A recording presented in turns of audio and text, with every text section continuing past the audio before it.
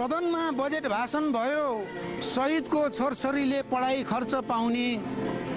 भोलिपल्ट पत्रिकामा सूचना निस्कियो, सरकारले चिन्न नसक्ने भएकोले साथमा बाउ लिएर आउने। मरेको शहीद कसरी ल्याउने र बिचराले खर्च पाउने।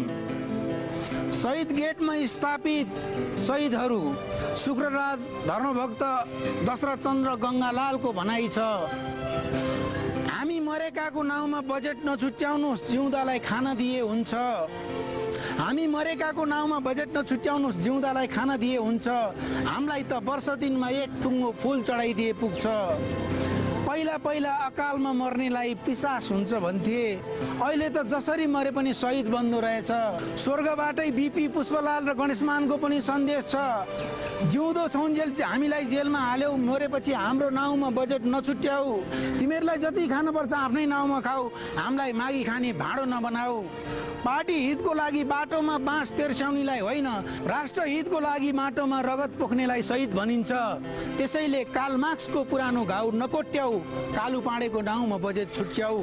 विदेशीको दबावमा नआऊ, नेपालको बजेट नेपाली सदनमा नेपाली भएर सुनाऊ। के बोले? सत्य कुरा बोले नि, के बोले? सत्य कुरा बोल्नु पनि के भन्ने त अनि? कालोलाई काल नभने काललाई गोरे भन्ने त? चोर भन्न पाइन्छ? चोरलाई चोर नभने के भन्ने त? सत्य भन्ने त?